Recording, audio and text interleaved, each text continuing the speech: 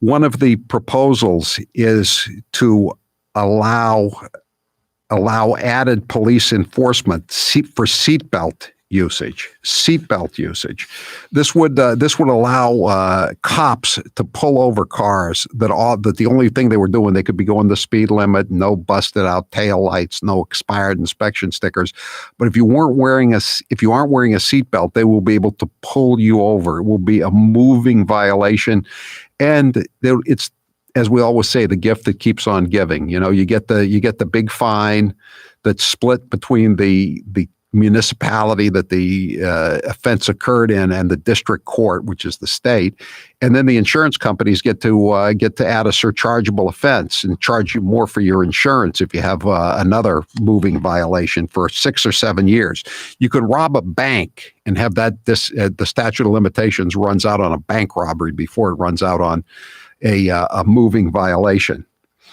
And the ironic thing about this is that when the seatbelt law was passed many years ago now, and there was a referendum question on it, the state leaders, most of them are now long gone, promised. They guaranteed that they would never use the seatbelt law as a primary reason to stop a motor vehicle, and now they are proven yet again to be liars, as they're going to try to push this through. It's supposedly for roadway safety. It's not for roadway safety. It's just to produce more money for the hackorama.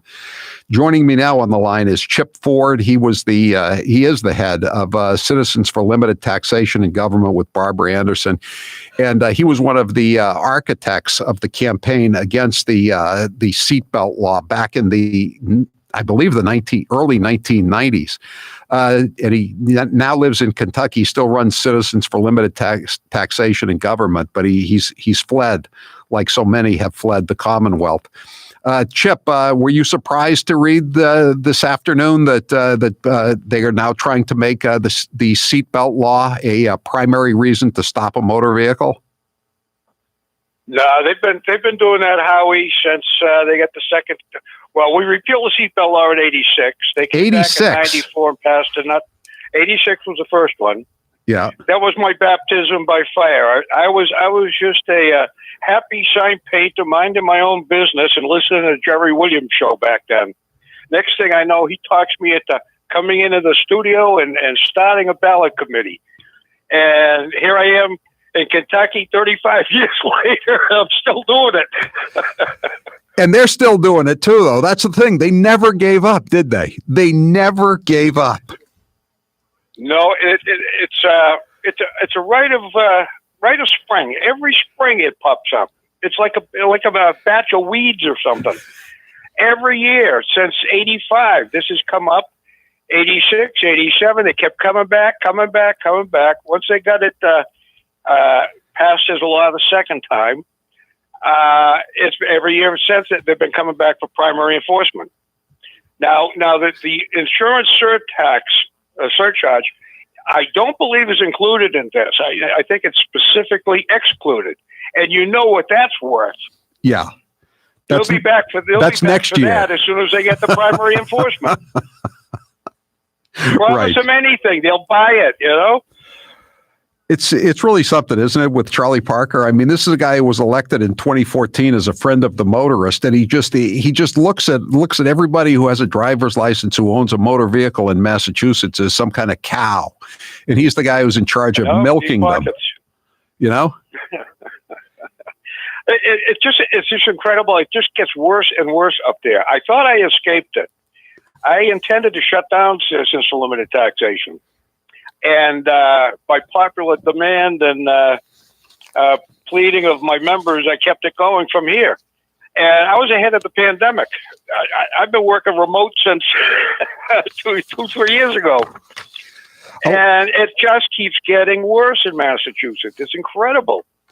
Yeah, and here's another thing in this package of bills. And again, this is going to take a while to percolate through the State House, but the legislature. But you should be advised that this is what's going on.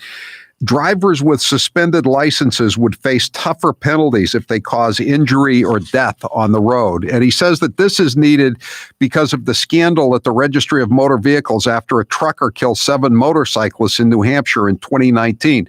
Now, they already had suspended this guy's license, but they were so incompetent that they never bothered to inform him that his license was suspended. So why now we're going to increase the penalties? What makes them think that or Charlie Parker or any of these other people think that they're going to enforce the new enhanced penalties on these people for driving with suspended licenses? It's ridiculous. Well, that's the problem. There's so many laws. The legislature is in session year round. It never goes, well, it's all home now, I guess, but it never ends. And they just sit around dreaming up new laws, and they can't enforce the old laws. But they've got to look productive, you know? Right. They got to earn that big salary that they get. Right. So they wanted to go after handheld cell phones for a number of years. They got stalled. It finally got through, but it was stalled for a number of years because they said it would lead to racial profiling or just any kind of profiling. If you wanted to stop somebody for any reason and you had no other pretext to stop them and you were a cop, you could say they're using their cell phone. Okay. So finally that gets through. But then we have the George Floyd riots and, a police reform bill goes through to, supposedly decrease the amount of racial profiling going on, et cetera, dealing with police brutality. And now they come back, Chip, with this bill, which is another way that's going to allow cops, if they want to, and I'm not saying they want to, but if they want to, they can just randomly pick people off for not wearing seatbelts. So what does this do to the police reform movement that Charlie Parker claims he's so committed to? Well, this is the primary issue that's prevented primary enforcement from being adopted, and it may just well again. A coalition of civil rights people were the ones who actually blocked this primary enforcement from getting off the table. So this could well happen again, and in this climate, I mean, if they've been able to stop it before, certainly they can stop it now. But why would Charlie Parker? Everything else is racism. I mean, why wouldn't primary enforcement of a seatbelt law be?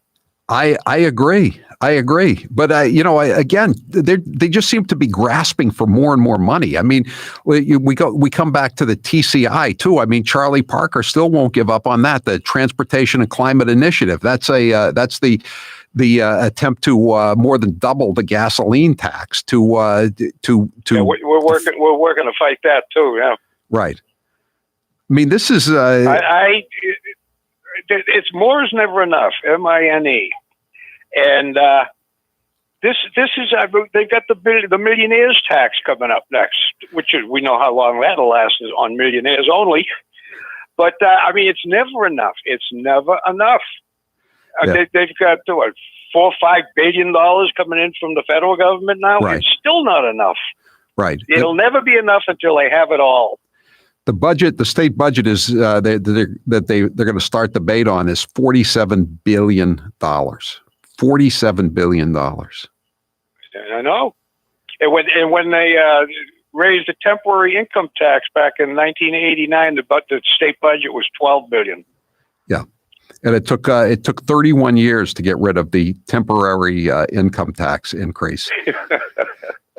And Senator Tarr has a constitutional amendment he's proposing to cap the income tax at 6.25%.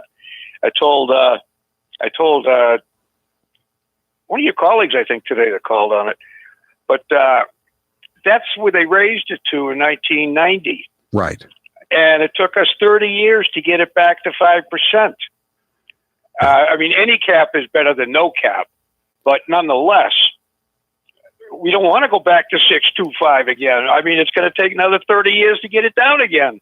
Right. Exactly. And this, and again, you see how determined they are. The fact that this primary enforcement of the seatbelt law. And again, I wear a seatbelt, and I urge everybody to wear a seatbelt. It's saved my life on more than one occasion. it's necessary, but is it really? Do you really want the state of Massachusetts to have another reason to stop you in your car? I mean, that's the old state rep from Taunton, who was nobody's idea of a great rep, Jim Fagan. He always used to make the point. I mean, they have 1,200 reasons, laws to stop you already. Why do they need another reason? Well, Fagan, I believe, was in favor of the seatbelt law, wasn't he? No, I don't think so. Back in the 80s? No. 80s, no, I don't think so. He was opposed. That's why that's where he came up with the 1,200 number. You know, why do you need another reason to stop people? He was against it. But again, it's, you know, everybody's memory is starting to fade. This thing's been going on so long. That's what they're counting on too. You know, they just beat you down. On long, and there's so much. It's going on for so long, and there's so much chaff being thrown up. Where do you focus today? I mean, you've got to be looking at 360 degrees. Yeah. They're coming at. I'm still looking for where are they hiding the attack on Prop 2.5 this year? Yeah. Every year they bury it someplace. Yeah. That you Which don't freezes find the property tax minute. rate. Yeah, I know. Exactly. Okay, Chip Ford. If people want to get involved with CLT, where can they go to read see your website? It's cltg.org. cltg.org. Okay, you think you're ready for another 35 years of fighting off the primary enforcement of the seatbelt law? I don't think I'm going to live that long, Howie. There are not going to be many veterans left when it's into its 70th year of the fight against the primary enforcement. But this is it. The hacks never run out of time. You know, they got all the time in the world. It's there's always new generations coming along, and they're all well relaxed and rested from not having to work very hard.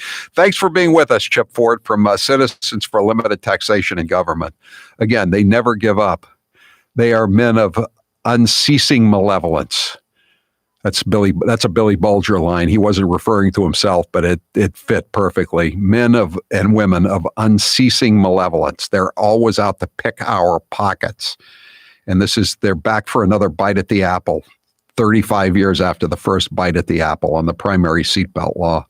I'm Howie Carr.